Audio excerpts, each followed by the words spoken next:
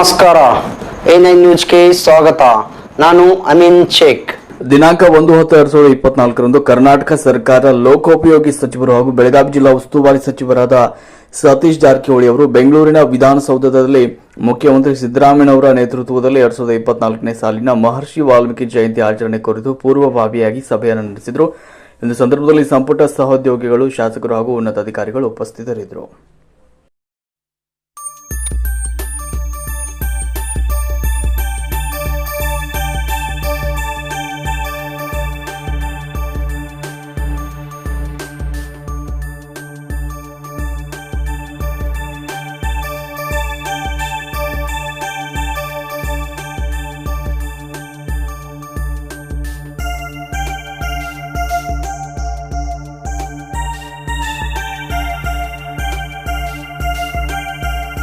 ನಿರಂತರ ಸುದ್ದಿಗಳಿಗಾಗಿ ನೋಡ್ತಾ ಇರಿ A9 ನ್ಯೂಸ್.